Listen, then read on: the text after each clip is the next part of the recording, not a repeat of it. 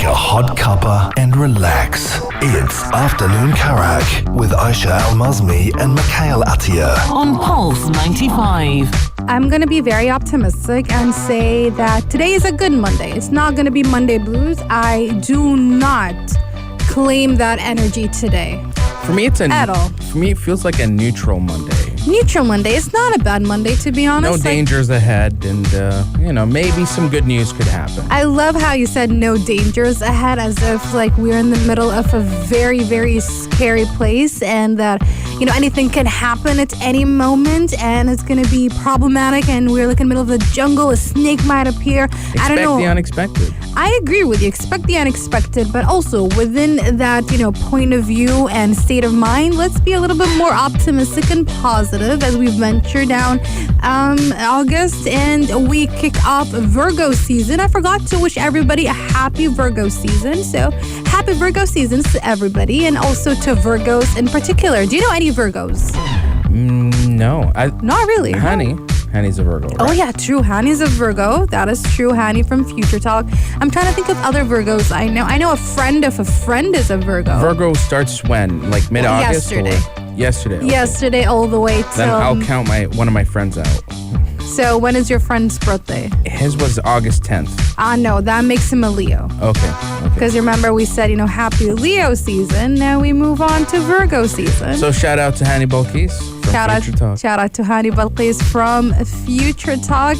We love all of our Virgos. Even though we were kind of arguing before the halftime show, like in between the breaks, with Umnia Saleh from Future Talk. Clash of the Zodiacs, along with Umar Al-Douri as well, from the halftime show that just ended a couple of minutes ago. And we were basically saying that there's this ongoing stereotype that Scorpios are kind of problematic, and we're just saying that Aries are, they're up there as the best zodiac. Like, that is an undisputed fact. Ooh, you see, I can't really argue into this because it's been a while since I've brushed up on my zodiac knowledge, but I'll probably have to get back to you on that. Most likely. Again, I'm no hate to Scorpios, but myself personally, I don't have many problems with any of the zodiac signs. Like, I know some people have specific issues with specific people. Like, I know my two best friends, they're very anti-Tauruses. They're just very against them for God knows what reason. But for me, I'm just kind of neutral-ish, but I like to create problems, which is a very Aries thing. Okay, so here's a question I also want to ask the listeners. Let's say you find the love of your life, the soulmate of your dreams. Yeah. But they are a zodiac that you despise. That has actually, that is something that I always tell my friend, my best friend who hates Tauruses. I'm like, if you do not find, if your love of your life is not a Taurus, I just hope that all your kids turn out to be Tauruses. Oh my God. She goes like, why do you say that? Why do you wish? Why do you put such curses upon? Exactly. She's like, what? Do you not love me? Why would you ever say that? And I'm like, she's like, I wish this same thing happens to you. I'm like, I'm neutral. Let's not point too many fingers. Let's not too many fingers. Virgo Appreciation Day. We also have another celebration for this hour. We're talking about Disney Plus as they're working on a new Home Alone movie. It's a whole question of, is it necessary, is it not? Well, we're going to be talking about that later in the hour. We also have a celebration, a very good one. We're also going to be going into a little bit of the future talk realm. We're going to be techie a little bit and talk about Elon Musk announcing his plan for a humanoid robot during Tesla's AI Day. I'm not sure if you saw that video, but I know for a fact that was a person inside of a weird suit. Closer to my dream, the future apocalypse. Both really. We got a little bit of Mission Impossible. Apparently, some of the stunts for this upcoming film is a little bit. When an action flick tries to outdo itself, maybe it's to its personal detriment. That and so much more. Guys, be sure to join the conversation. Text us 4215 and Salat. Would love to hear from you guys. But let's move on to our first celebration right here on the Afternoon Karak. Pulse 95. No one can deny the fact that once in their lifetime, you have managed to watch the timeless classic that is Home alone. And Home Alone 1 and 2, I would say, is as far as good as that franchise ever was. Anything past that, and surprisingly enough, there's up to like Home Alone 4. What? Yes, there's Home Really? Alone 4, Home Alone 5, or something like that. I remember watching review videos of them. They're god-awful. Avoid them like the plague. However, that doesn't stop Disney Plus from wanting to cash in on this franchise since it's been now like over 20 years now. Actually, 30 years. Oh my God. It's been so long. They're coming out. They just announced a new Home Alone movie coming out sometime in November. It's called Home Sweet Home Alone. I don't get it. Why? Okay, I know it's money, but why? You know the meme? Why? Why not? Why? Why not? I mean, That's Disney. it's unnecessary, excessive, and we just got off of the whole controversy with Trump being in that movie and people arguing whether they should remove him or not. Are they capitalizing on that, or are they capitalizing on the word home? I think they're capitalizing on the fact that Home Alone is the perfect Christmas movie. It's even shown on record that almost every Christmas, every year since its release, a lot of people watch that movie religiously, and so I think what's happening here is they're trying to recreate that magic, trying to get that thunder in a bottle once again. But it's got a lot of people, just sort of just like emotionally flinching. It's like, I don't think so. Exactly, because if you read the premise, it's exactly the same as the first two movies, if not all the movies. And it says a mischievous and resourceful young boy who has been left behind while his family is in Japan for the holidays.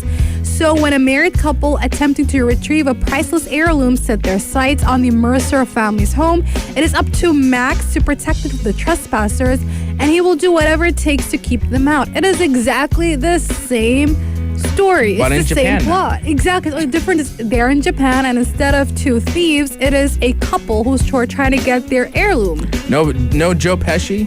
No, thank you. That's how I see it. The only person I'm excited about seeing is Ellie Kemper and Rob Delaney. They're amazing. I love them. And the fact that they signed for this is interesting. But beyond that, I have absolutely no interest in this movie. I know that it would be perfect for people who are, obviously if they're staying at home and they want to have some sort of family time around November, around Christmas time, the holiday time, this movie would be perfect for them. But at the same time, I get the whole profit part. But beyond that, is it a good idea? Again, profit-wise, yes, maybe. Beyond that, it is not. But then obviously Disney's not. It doesn't care about how we feel. It cares about the money. I mean, that's just typical. Exactly. And I think introducing Home Alone to a new generation, but just showcase the classic movie and we're good to go. Coming out in November 12th, Home Sweet Home Alone. Definitely gonna watch it just purely out of curiosity. I want to see if it can stand out or just turn into a train wreck. But hey, there's only so many times you can repeat the same plot before people get tired of it. But like you said, it's a whole new generation who are watching it. But I'm pretty sure even the new generation has watched the previous movies because they're classics. And you know what we always say on the Afternoon Karak, do not mess with the classics. Sometimes they're very good. And why would you remake them? But again, Disney milking the franchise as would any other studio. We're going to be taking a short break, and coming up next, we're going to be talking about Elon Musk announcing that he is creating a humanoid robot. And if you've watched the showcase, you know how suspicious that robot looks like. Coming up next, right here on the Afternoon Karak. Pulse 95. We are sorry to Umnia Saleh and Hani Balqis from Future Talk. We are taking over some of the Future Talk topics and talking about Elon Musk because apparently he decided that it is time for us to go and venture out into the world of AI because he is planning on creating a humanoid robot. Okay, so a part of me has always dreamed of this. Yeah, I mean, who hasn't? If you've watched any sort of sci-fi movie at some point, even though you are terrified perhaps of the whole robots taking over the world, etc., but at the same time, part of you is like, I want to see it though. I want to see the chaos. I wouldn't mind having a robot take care of groceries and sweeping my living room, dusting my video game collection, reading me a bedtime story. A little too personal. But I mean, it's still a good idea. Yeah, at the same time, there's always that dread. And there's even a whole, almost like a ethical genre. And a whole ethical debate behind having a humanoid robot in your household, and relying on it on a personal level. And so with the opening recently, sort of like an unveiling, what we thought was the Tesla bot. Apparently, we got a guy in a suit wearing the... It was very obvious that it was a person in a suit. But then again, he wasn't promising a Tesla bot, right now. He said they're working on it because they're building a human replacement robot. And he thinks it's a logical step for some reason. Now, according to Elon, the Tesla bot will stand 5 feet 8 inches, which is around 1 meter high, 1.7 meters, weigh 56 kilograms, and have human-level hands and eliminate dangerous, repetitive, boring tasks. I'm worried about its height. I don't want a bot that's higher than me, taller than me. What's your height? I'm 1.72. It will be like a little bit shorter, by a tiny bit, like 2 centimeters. Can I adjust his kneecaps? That's a bit excessive. like a tripod. That is exactly how the robots are gonna get angry, because Mikhail just decided that he wants a shorter robot than him. Because I have a weird height complex, And then it's just gonna kick off the whole robot human war starring Mikhail Atiyah, iRobot 2, iRobot. Even Will Smith made a joke about it on his Instagram, and a lot of people actually kind of pointed out that that's exactly the plot of The Mitchells, where this rich person decides that, hey, it's time to make an AI robot humanoid kind of thing. And the humanoid robot, the other robot, basically like Siri, similar to Siri on the iPhone, just kind of becomes very jealous and envious and goes crazy and creates whole chaos. So is it a good idea? We don't know. I mean, is it a logical step? Kind of, but I'm not too sure, to be honest. I'm not against it, though. Until the day that governments regulate AI and establish almost like amendments for them in terms of how we deal with how they fit into our, society. Yeah. Until then, I'm still always going to have that cloud of doubt about that. Oh, yeah, very much. But again, even if one day the robots take over and they become our overlords, I just want to say that I've always loved robots. They are my friends, and I always saw them as You're putting that on record. Yes. I mean, it's very obvious. I mean, if they ever go ahead and check out, I don't know, they look at how I've treated all various electronics in my life, they know that I love them very, very much, despite the occasional times that I've dropped my phone and scratched my laptop. But that aside, I very much love electronics. Smart move on Aisha right here, because 20 years from now, when we're all caged up, they were like, you can go because you're a good person. And again, one of the Tesla bots are going to project a scene right here live on the radio talking about it. And she's like, no, she's one of us. She's one of us. She loves us. She loves us. And then I'll be in a cage. I'm like, Aisha, help me out. I'll be like, it's like, and the robot's like, do you know this man? It's like, no, I don't. It's Aisha. I'm just saying, have to put it out there. This is not me saving myself, but it is the truth. And our robot overlords, 20, 30 years from now, will see it, because they are just and they are good deep inside. With that said, partly joking, partly being honest. Speak for yourself. I'm not joking. I'm being completely serious right now. Full disclaimer. We're going to be taking a short break. We've got the sports headlines coming up and so much more right here on the Afternoon Karak. So stay tuned for that and so much more. Only here on Pulse 95. Speculation, gossip, or hoax. Rumor has it. With Netflix announcing some Pokemon, shows that are going to come on its platform in the near future, Disney is looking through its intellectual property archives, and lo and behold, they found out that with the acquisition of Fox, they actually do have the rights for Digimon. And so this growing rumor claims that Disney is reportedly developing a live-action Digimon project. This is the, I would say, the counterpart, the competitor of Pokemon from those days. And honestly, for me personally, I never got into Digimon. Really? I mean, I maybe watched like the first season on Space Tune. You see the shock on my face. I'm absolutely And shocked. you'd be shocked more that I'm more enticed and more interested in the world of Pokemon than Digimon. The thing is, this is basically my preteen moments, my teen moments, like brought in again in my adult life, because even though I was very much into the Pokemon games, I was not that interested in the Pokemon TV show. I did watch the movies and I did buy the DVDs or the VHS tapes whenever I could. But when it comes to watching diligently and religiously, it was definitely Digimon, especially since Digimon was regularly dubbed into Arabic on Space Tune growing up. And let me tell you, Digimon Frontier, I used to make sure that I'm home by 3:30 to make sure that I watch it every single day throughout the weekdays. Is that the second season or third season? That's the 4th season. I can't remember what that story was about. I love it. Basically, they all have similar, the similar plot of them being sucked into the Digimon world, but it's all about different generations. And that's the beautiful thing about Digimon, is that they sometimes, they take some stuff from different generations and they combine them. And even though the plot is almost always the same in nature, and it kicks off with them, being sucked into a whole Digimon world, but there are so many differences. And Digimon Frontier, basically, it just created, or at least it was part of a massive part of my childhood. I'm not even childhood, preteens, teenage years. I was religiously watching that show. I used to watch AMVs of that show. There was this one particular AMV I used to watch even before YouTube existed. That's how old it was. Wow.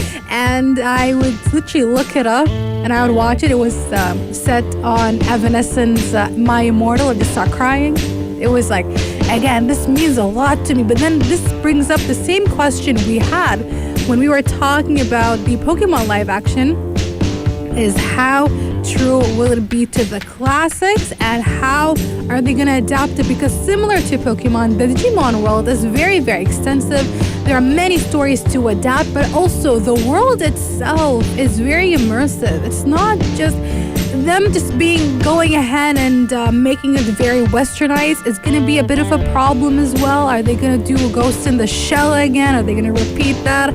We don't want that. They're going to do Death Note again. We don't want that either. So they need to take some very important steps into making sure that it keeps that essence of Digimon. I mean, yes, it can easily adapt the story, but also they have to keep those very important elements. And I feel that perhaps maybe adapting Digimon into a live action is much easier than adapting Pokemon into a live action. If Disney can't get their hands on Pokemon, they'll find another. And this Digimon live action could happen. It's a possibility. It's just a rumor. Mm-hmm. But if you're fans of Digimon, if you even fans of Digimon... Have you been watching AMVs when you were 13 years old and crying? Maybe. Just like me? Then text us 4215 Vitisalat Urdu and tell us all about it.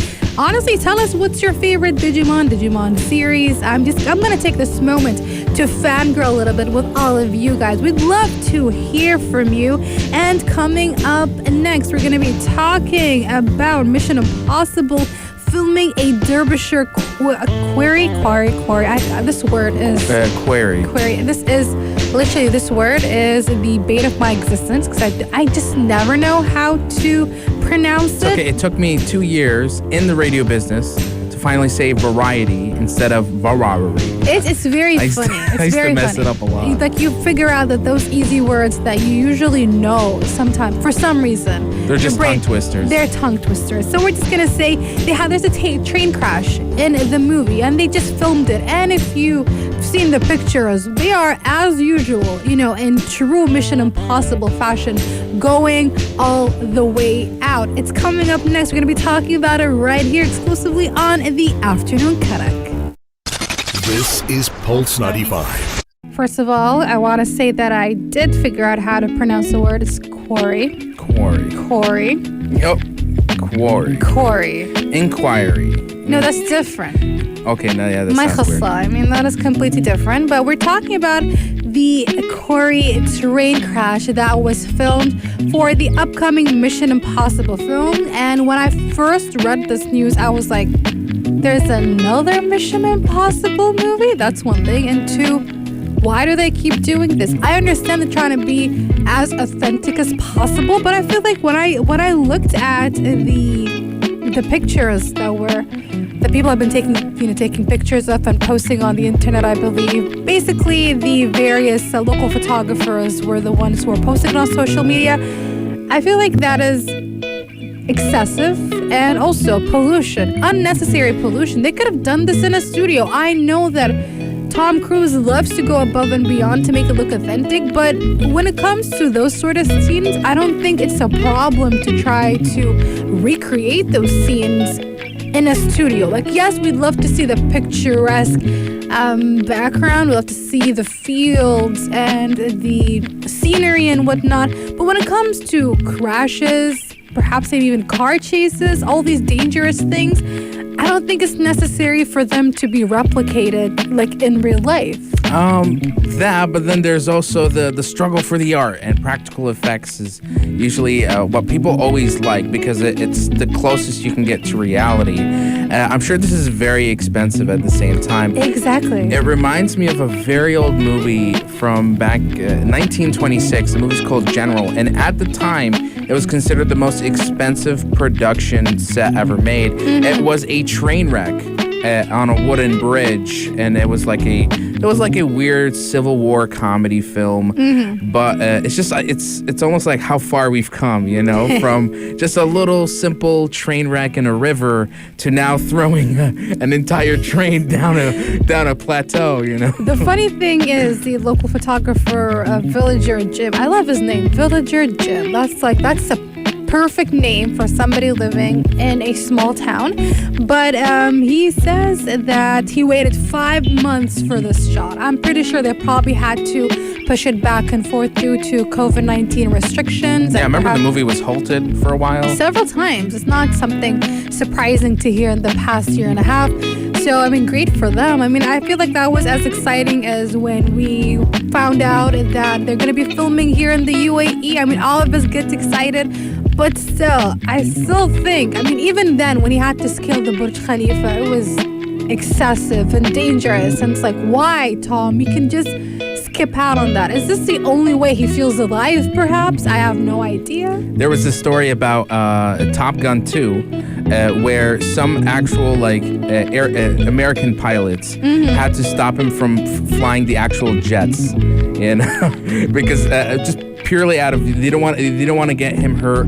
He's actually really good at flying helicopters, which was something he utilized in Mission Impossible 6. So yeah, I think Tom Cruise, my God, he's over 50 years old. He doesn't even look a day over 20, in my opinion. Actually, I feel like he looks 35, 40. Let's be honest. Yeah, and he looks like he's at the prime of his life. Yeah. And he's looking for the next danger out there. Can I tell you my conspiracy theory?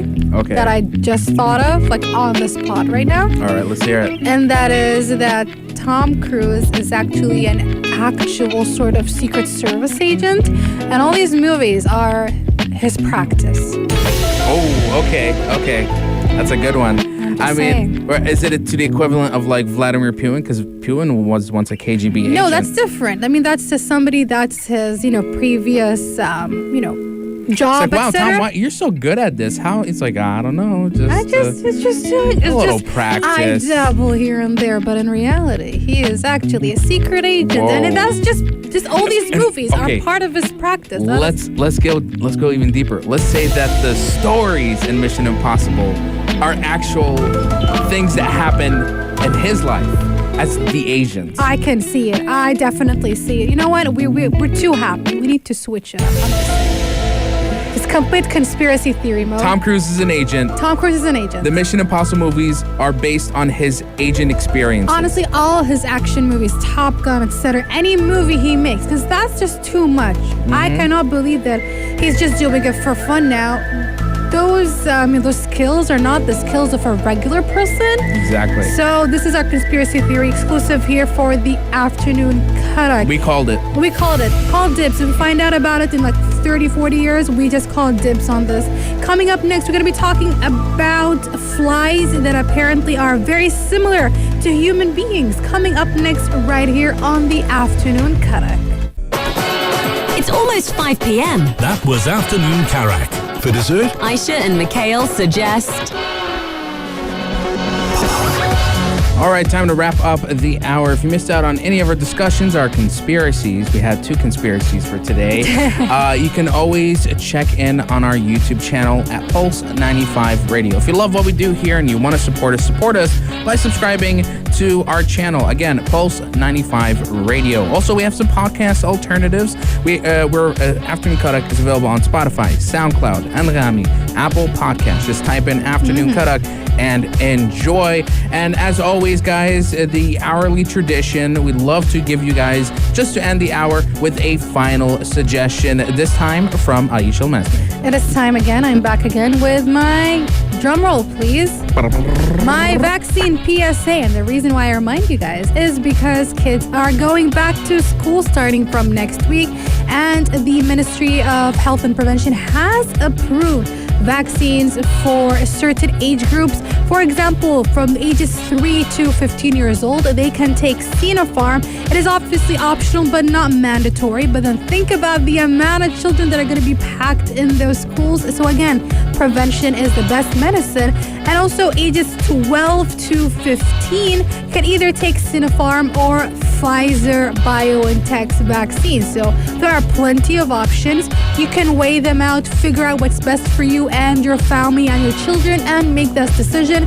If it's time for you to take your booster vaccine, make sure you sign up for that. Again, you have the option of Sinopharm and also Pfizer-BioNTech. So go get your vaccine and get on with it. I need to take my booster vaccine. I just had to delay it for various reasons, but I'll be taking it as soon as possible, inshallah. The Delta variant is very terrifying, and we do want to go back to some sense of normalcy as soon as we can. So go get that vaccine. And with that, we wrap up right here on the Afternoon Karak and make way for none other than the amazing dynamic duo that is Big Hass and Anna Skufu. Despite the fact that Anna has not back yet from her vacation, we miss her, but do not miss out on Big Hass on Yellow Home from 5 p.m. till 8 p.m. only here on Pulse 95. if you liked this episode of Afternoon Karak, drop a like and subscribe. Pulse 95. Be sure to follow us on Instagram for all our daily updates and top stories.